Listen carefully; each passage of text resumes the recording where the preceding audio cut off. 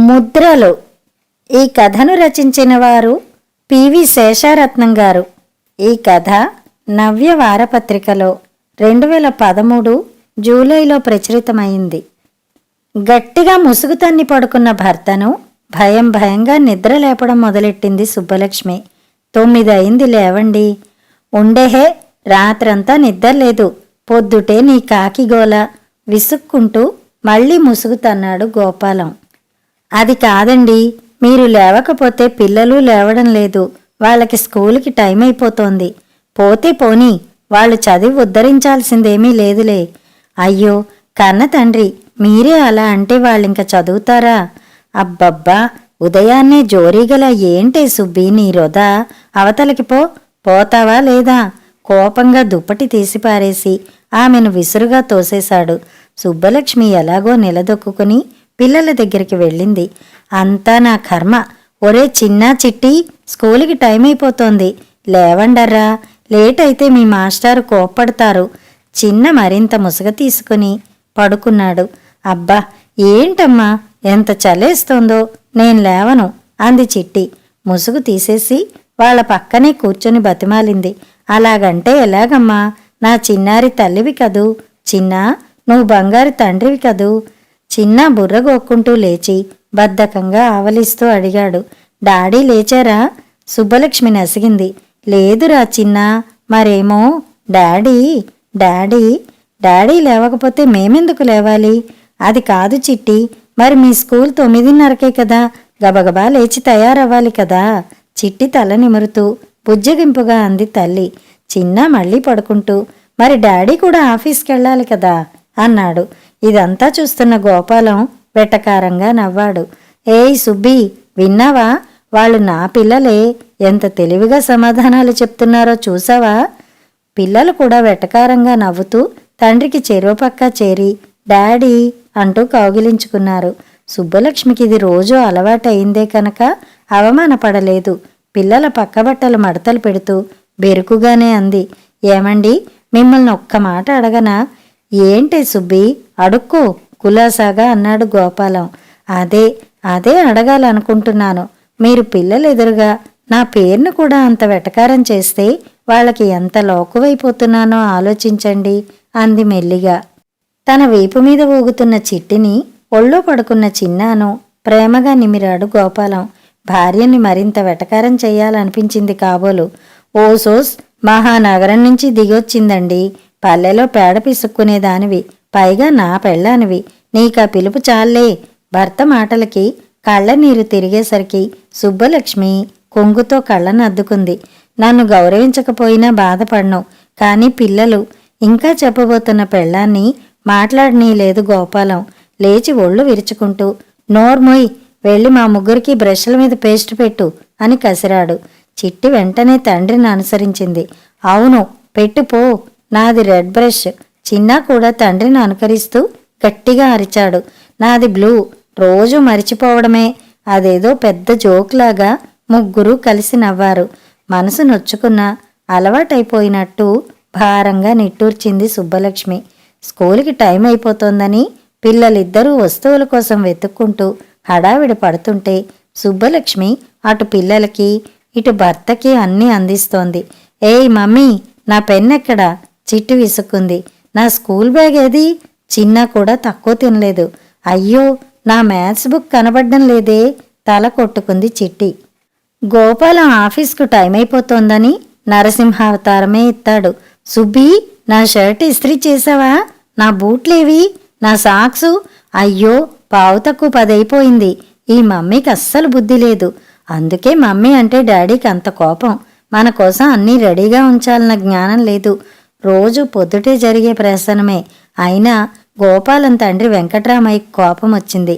కోడల్ని అలా బంతాట ఆడుతుంటే దగ్గుతూనే తాత పిల్లల్ని మందలించాడు. ఏరా చిన్నా చిట్టి, పొద్దుటే ఎంత లేపినా మీరు లేవకపోతిరి. మీ అమ్మ ఎంత ముందు లేచి రెడీ చేస్తే మాత్రం ఏం లాభంరా? అద్దం ముందు కూర్చుని తల దువ్వుకుంటూ తండ్రి మాటలకు కస్సుమన్నాడు గోపాలం. నీకెందుకు ముసలాడా? మూల కూర్చుని బళ్ళు అంటూ దగ్గుతూ రాత్రంతా నిద్ర లేకుండా చేసింది చాలక నా పిల్లలకే నీతులు చెప్తున్నావా?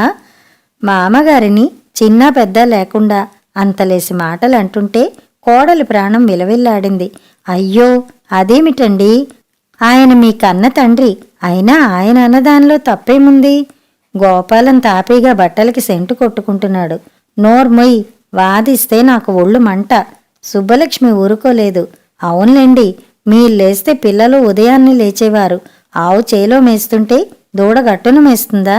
అంది సాహసంగా. విసుగ్గా చెప్పుల కోసం వెతుక్కుంటూ అరిచాడు గోపాలం. నోరు మూస్తావా లేదా?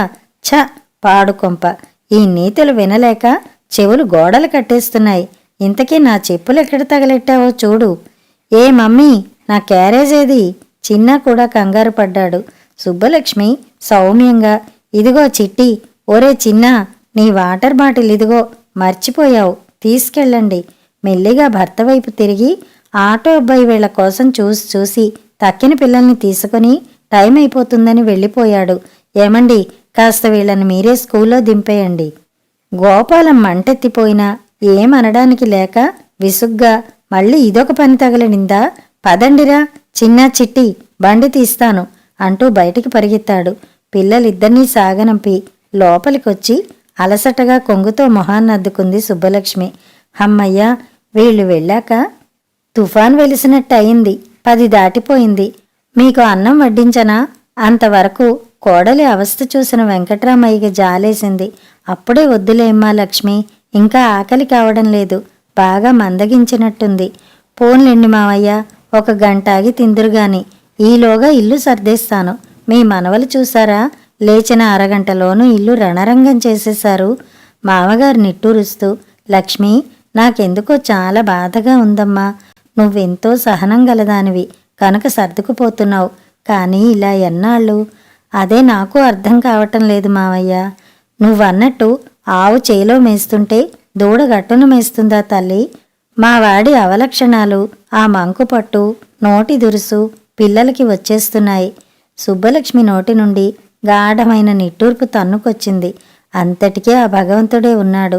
వీళ్లను ఆయనే మార్చాలి. వెంకట్రామయ్య మనసు బాధతో మూలిగింది. అంతేనమ్మా, ఇదంతా నా కర్మ అనిపిస్తోంది. ఆ పల్లెటూళ్ళలో ఉన్న ఏకైక ఎలిమెంటరీ పాఠశాల అది. పిల్లల అదృష్టం కొద్దీ కొత్తగా వచ్చిన సుందర్రావు మేస్టారు కాస్త క్రమశిక్షణ భావాలు గల మనిషి.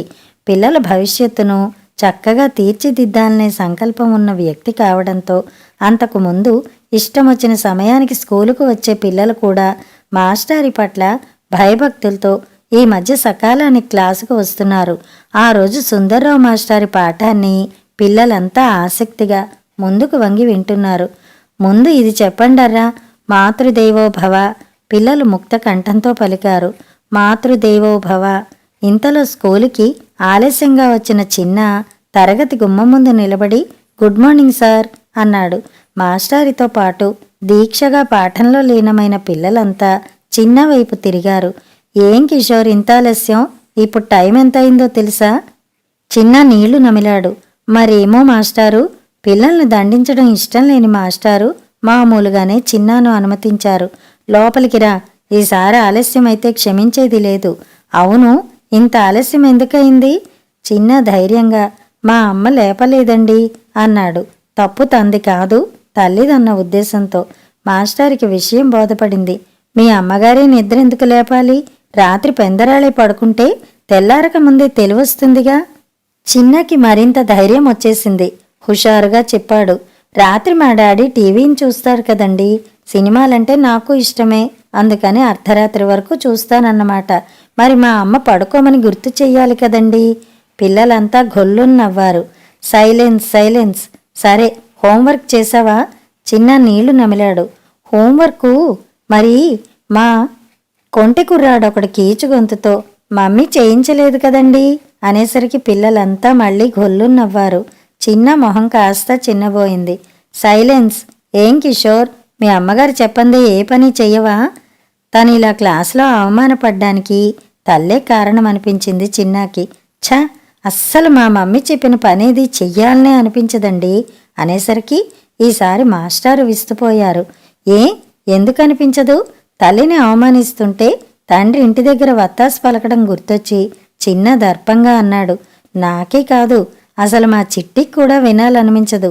మా చెల్లికే కాదు, మా డాడీకి కూడా ఎంతో కోపం వస్తుంది మా మమ్మీ ఏం చెప్పినా. స్టాప్ ఇట్ కిషోర్, ఇలారా. మీ అమ్మగారు చెడ్డవారా? మాస్టర్ కోపాన్ని అదుపు చేసుకున్నారు. చిన్న నిర్లక్ష్యంగా అన్నాడు. ఏమో నాకు తెలీదు. మాస్టారు శాంతంగా అడిగారు. పోనీ కోపంగా చెప్పారా ఏ పనైనా? చిన్న గొంతులో విసుగు. కాదు, బతిమాలుతూ పదే పదే చెబుతుంటే చిరాకేస్తుంది. మాస్టర్ వదిలిపెట్టలేదు. పిల్లాడి అంతరంగం తెలుసుకోవాలని. ఏమేం చెప్తుంటే చిరాకేస్తుందో చెప్పు అడిగారు. చిన్నకి ఎందుకో కాస్త భయమేసింది. ఇదేమిటి, ఈ నిలాటి ప్రశ్నలు ఎందుకేస్తున్నారు అని. మాస్టర్ మరింత శాంతంగా అన్నారు. భయం లేదు, చెప్పు, నేనేమీ అన్నావు. మరేమో పొద్దుటే లేచి ఆ పని మంచిదేగా, ఇంకా హోంవర్క్ రాత్రే పూర్తి చేసి అది మంచి పనేగా. డాడీతో కూర్చుని సినిమాలు చూడకుండా పెందరాళ్లే నిద్రపోమ్మని చెబుతుంది. మాకిష్టమైన పనులు మా మమ్మీ మానేయమంటే మాకు చిరాకు రాదా? మాస్టర్ తల పంకించారు. ఇప్పుడు అర్థమైందిరా అసలు సంగతి. సరేగాని మీ డాడీ చేసే పనులు నీకింకా ఏమిష్టమో చెప్పు. మాస్టర్ తన్ని కొట్టరని అర్థమైపోయిన చిన్న ఉత్సాహంగా చెప్పాడు. మరి మరి మా డాడీ గుప్పు గుప్పుమని రైలింజన్లా పొగ వదులుతూ సిగరెట్లు కాలుస్తుంటే నాకెంతో సరదాగా ఉంటుంది. క్లాస్ అంతా సైలెంట్ అయిపోయింది. మాస్టర్ అడిగారింకా. చిన్న ఒక క్షణం కళ్ళు మూసుకున్నాడు.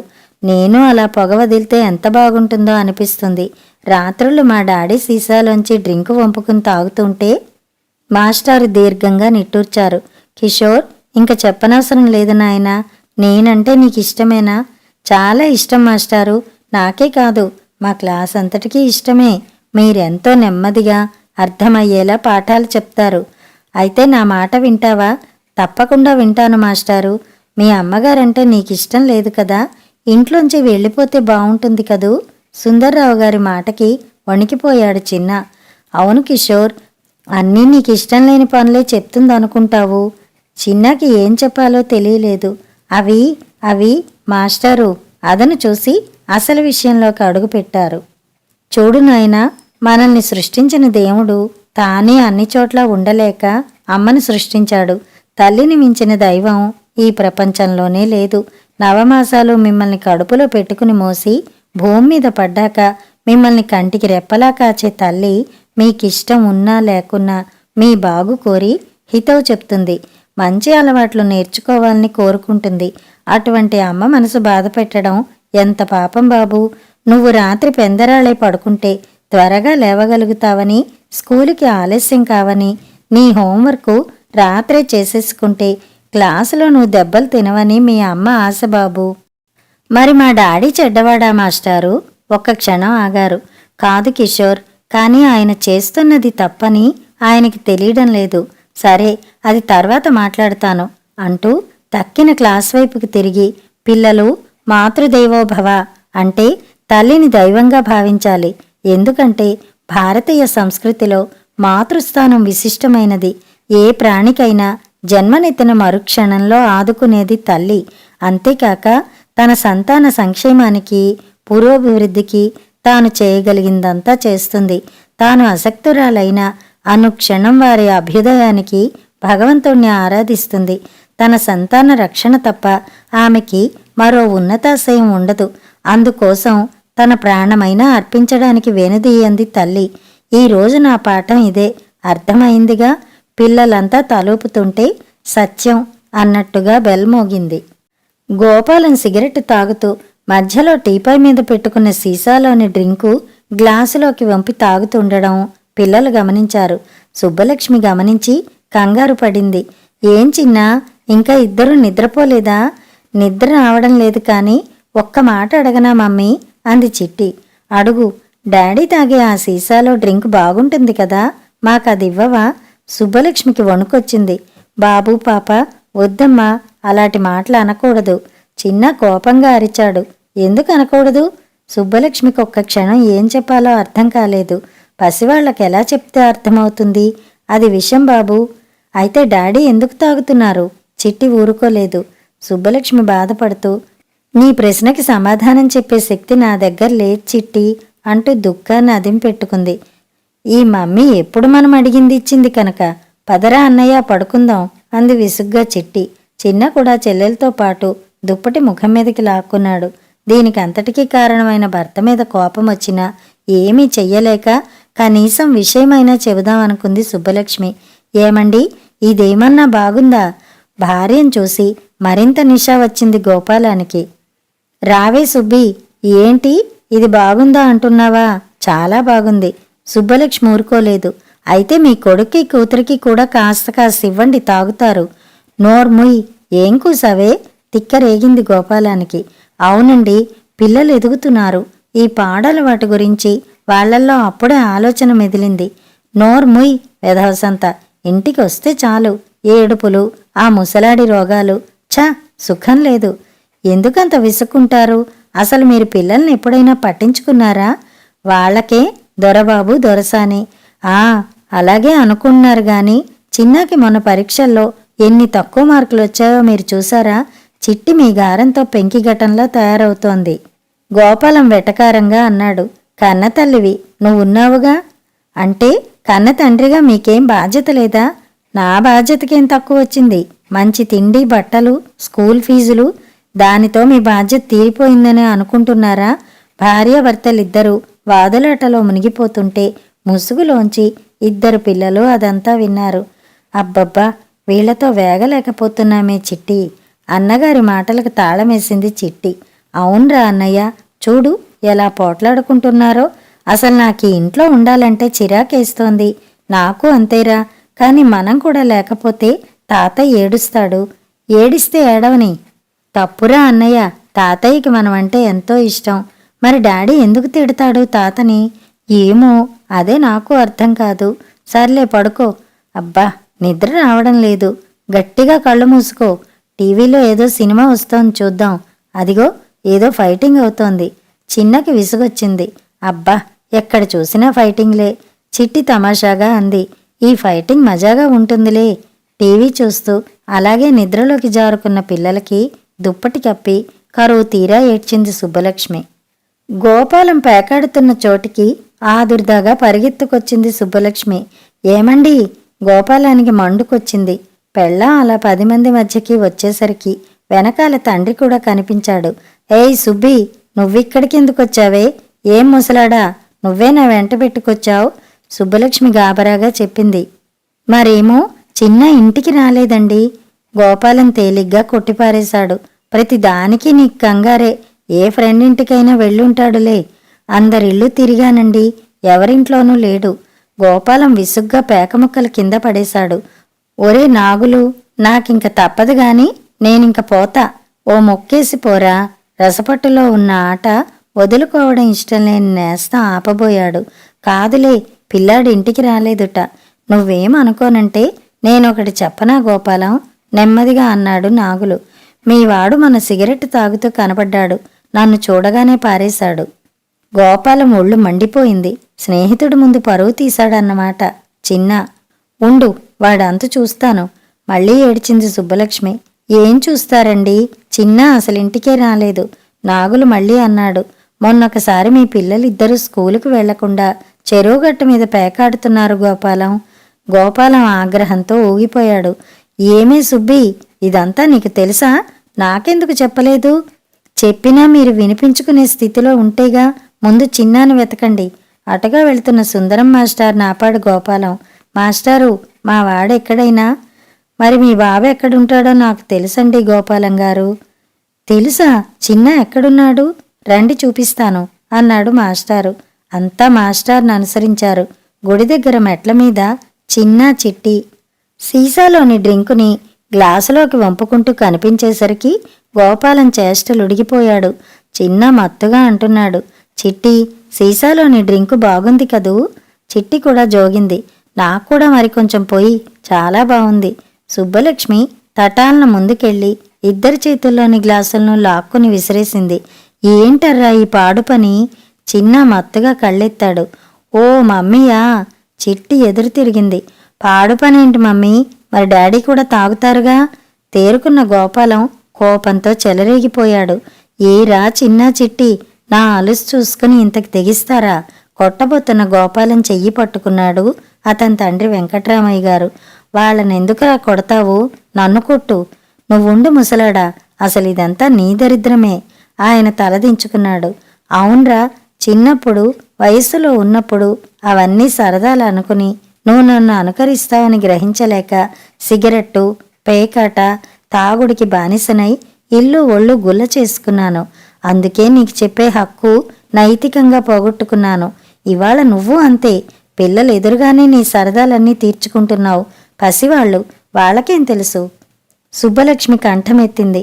చిన్న చిట్టి సరిగ్గా చదవడం లేదు కనుక్కోండని ఎన్నిసార్లు మొత్తుకున్నా విన్నారు కాదు. ఇప్పుడు చూడండి వీళ్ళెలా పతనమైపోయారో. చిన్న నవ్వాడు. ఏం పతనమైపోయాం మమ్మీ? ఇవన్నీ ఎంత సరదాగా ఉన్నాయో నీకేం తెలుసు? చిట్టి వంతపాడింది. అసలు చదువు కంటే ఇవే బాగున్నాయి మమ్మీ. డాడీలా సిగరెట్ తాగుతూ రైలింజన్లా పొగదులుతుంటే ఎంత మజాగా ఉందనుకున్నావు? ఏదో చెప్పబోతున్న తాతగారిని అడ్డుకున్నాడు చిన్న. పేకాట మాకు బాగా వచ్చేసింది తాతయ్య. మమ్మీ రోజు ఇంట్లో డబ్బులు పోయాయని గోలెడుతోంది కదా. ఎవరు తీశారు అనుకున్నావు? చిట్టి గొప్పగా అంది. మేమే తాతయ్య. డబ్బుతో పేకాట ఆడితే ఇంకా మజా. అన్నట్టు డాడీ, ఈ సీసాల్లో డ్రింకు ఇంత రుచిగా ఉంటుంది కనుకనే రోజు నువ్వు తాగుతున్నావు కదూ, కానీ మాకివ్వకుండా తాగేస్తున్నావు కదూ. అది అన్యాయం డాడీ. అందుకే మేమింట్లోంచి డబ్బులు దొంగతనం చేసి. గోపాలం 2 చేతుల్లోనూ ముఖం దాచుకుని కుళ్ళి కుళ్ళి ఏడ్చాడు. చిన్న చిట్టి, ఎందుకురా నన్నిలా కుళ్ళబొడి చేస్తున్నారు? కన్న బిడ్డలను కూడా పాడు చేసిన నేను ఎంత పాపాత్ముణ్ణో నాకిప్పుడే అర్థమైందిరా. ఇదంతా చూస్తున్న సుందరం మాస్టారు నిట్టూర్చారు.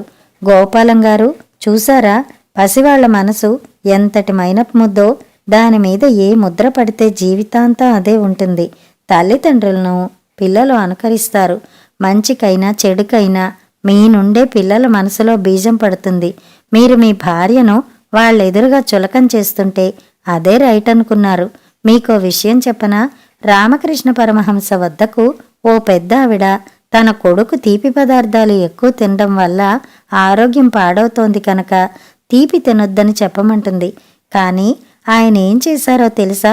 ఓ నెల్లాళ్ల పాటు తను తీపి పదార్థాలు తినడం మానేశాక గాని ఆ కుర్రాడికి బోధించలేదు. ఏ నీతి అయినా పెద్దలు తాము ఆచరించి చెప్పినప్పుడే పిల్లలకు దాని విలువ వంటపడుతుంది. మీరు అబద్ధం ఆడుతూ సిగరెట్టు కాలుస్తూ మందు తాగుతున్నంత కాలం అది తప్పని పిల్లలకి చెప్పే హక్కు మీకు ఉండదు. చెప్పినా దానికి విలువ ఉండదు. గోపాలం ఆయన చేతులు పట్టుకున్నాడు. మాస్టారు, నన్ను భయపెట్టకండి.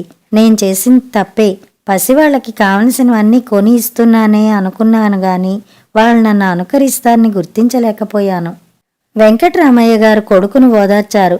నేను చేసిన తప్పే నువ్వు చేశావురా గోపాలం. గోపాలం కంఠంలో పశ్చాత్తాపం ప్రస్ఫుటంగా కనబడింది. నాన్న, అది నా స్వయంకృతం. నా పాపానికి నిష్కృతి లేదు. నేను ప్రాణంగా ప్రేమించే పిల్లలు. గోపాలం భుజం మీద చెయ్యేశారు మాస్టారు. బాధపడకండి గోపాలం గారు, మీలో మార్పు కలగాలని ఆశించాం. ఇంతకీ మీరు చాలా అదృష్టవంతులనే చెప్పాలి. ఆయన అంటున్నదేంటో గోపాలానికి అర్థం కాలేదు. ఏంటి మాస్టారు మీరనేది? అవును, అదిగో అటు చూడండి. చిన్న చిట్టి పరుగున వచ్చి తండ్రిని కౌగిలించుకున్నారు. డాడీ, మేం నిజంగా తాగలేదు. అంతా ఉత్తిత్తినే, నమ్ము. నిజంగా పేకాట ఆడలేదు డాడీ. గోపాలం వాళ్ళని ఆర్తిగా హత్తుకున్నాడు. నా బంగారు తల్లి, నా బంగారు తండ్రి. మాస్టారు జరిగిందంతా వివరించారు. నిజమే గోపాలం గారు, క్లాసుకి రోజు లేటుగా వచ్చే చిన్న మాటల వల్ల మీ ఇంటి పరిస్థితి, అసలు విషయం తెలుసుకున్నాను. మంచైనా చెడైనా తల్లిదండ్రులను పిల్లలు అనుకరించడం సహజం. మైనపు ముద్దలాంటి పిల్లల మనసు మీద బాల్యంలో పడే ముద్రలు జీవితాంతం నిలిచిపోతాయి. అందుకే పెద్దలు పిల్లల్ని ఆదర్శవంతంగా తీర్చిదిద్దే బీజాలను బాల్యంలోనే నాటాలి. అందుకే చిన్నాని గద్దించాను. చిన్న ఎంతో ఏడ్చాడు. మీ డాడీని మార్చడం ముఖ్యం అని చెప్పి నేనే 2 చేత ఇలా నాటకం ఆడించాను. మీ పిల్లలు భలే తెలివైన వాళ్ళు. చాలా బాగా నటించారు. అందుకే నాటకం రక్తి కట్టింది. కానీ అది నిజం కాకుండా చూసే బాధ్యత మాత్రం మీదే. నిజమే మాస్టారు, నాకు పిల్లలు బాగా బుద్ధి చెప్పారు.